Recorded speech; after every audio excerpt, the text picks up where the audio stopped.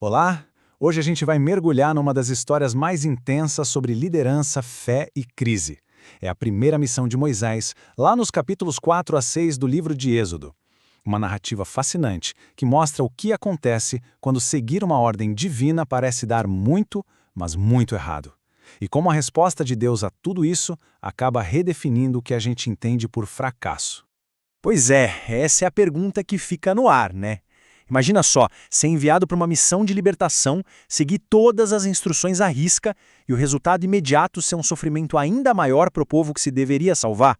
É nesse paradoxo, nessa situação aparentemente sem saída, que a história se aprofunda de verdade. Vamos começar pelo começo. Na primeira parte da nossa análise, a gente encontra um Moisés que, sinceramente, está cheio de dúvidas. Depois de décadas como pastor, foragido, ele recebe esse chamado de Deus, mas parece que ele só consegue focar nas próprias fraquezas e não no poder de quem o enviou. Olha que interessante. O medo mais profundo de Moisés não é o faraó, é a rejeição do seu próprio povo. Ele tem pavor do ceticismo deles. E como resposta para essa insegurança toda, Deus entrega para ele 3 sinais poderosos, que não são truques de mágica não. São como credenciais divinas. O primeiro sinal é simplesmente fascinante. Deus pega o objeto mais comum da identidade de Moisés, o cajado de pastor dele, e o transforma numa serpente. A simbologia aqui é fortíssima. A serpente, especificamente a cobra Ureus, era um símbolo da divindade do faraó, do poder real no Egito. Com esse ato, é como se Deus estivesse dizendo: olha, o poder que está na sua mão é maior que toda a autoridade do Egito. O segundo sinal já é bem pessoal.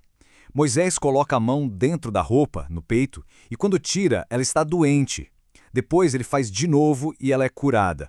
Isso demonstra o poder de Deus sobre a vida, sobre a pureza, a capacidade tanto de afligir quanto de restaurar. É um sinal de que Deus tem o controle final sobre o bem-estar do povo. E aí vem o terceiro sinal, que é um desafio direto. O rio Nilo não era só um rio, né? Era a fonte da vida do Egito. Era considerado uma divindade. Ao transformar essa água em sangue, Deus estava, na verdade, atacando o coração do sistema de crenças e da economia do Egito. E por um momento, tudo dá certo. Funciona perfeitamente. Moisés e Arão chegam, apresentam sinais e o povo acredita.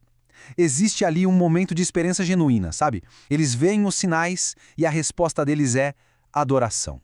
A missão parecia estar no caminho certo. Só que essa esperança inicial vai bater de frente com a dura realidade. É o que nos leva ao confronto e ao que parece ser um fracasso catastrófico.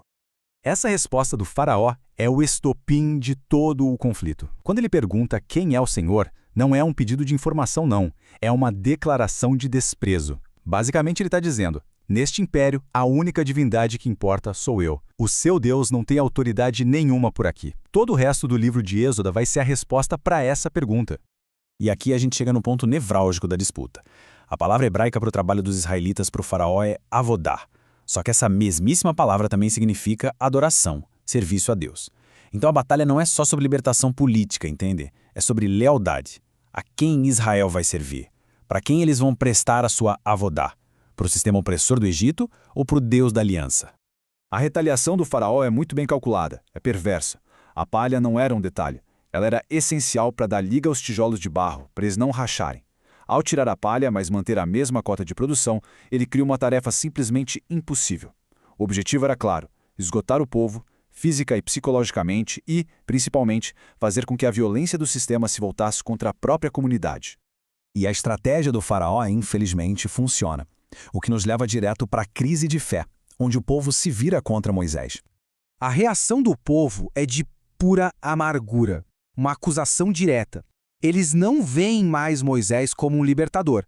Para eles, Moisés foi quem piorou a situação, quem basicamente armou o faraó contra eles. A esperança que tinha florescido virou ressentimento. Esmagado pela rejeição, Moisés leva seu lamento direto a Deus. É uma oração de uma honestidade, brutal. Ele não questiona só a missão, ele questiona o próprio chamado. Por que eu? Por que me enviou? Essa crise não é só do povo, é a crise do líder, que se sente um fracasso total. E é aqui que a história tem a sua grande virada. A resposta de Deus para o desespero de Moisés não é uma solução rápida, não é um deixa comigo. É uma revelação profunda sobre quem ele é e qual é o seu propósito. A resposta de Deus começa com essa promessa poderosa.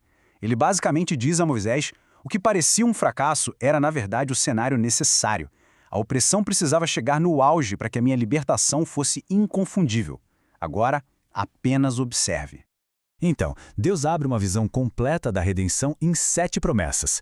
Isso vai muito além de só sair do Egito. Cobre o resgate da escravidão, a formação de uma identidade, um pacto, eu os tomarei por meu povo, um relacionamento, eu serei o vosso Deus, e o cumprimento da promessa de uma herança. É o coração teológico de toda a história do Êxodo. Uma das palavras usadas aqui para resgatar é Gaal, que nos dá o conceito do Goel, o parente remidor. Isso era uma obrigação legal e familiar na época. Se um parente caísse em dívida ou escravidão, o Goel tinha o dever de intervir e pagar o resgate. Ao usar essa linguagem, Deus está se declarando o parente mais próximo de Israel, com a obrigação familiar de resgatá-los. Isso muda tudo. A libertação deixa de ser um ato de poder distante e se torna um ato de lealdade familiar.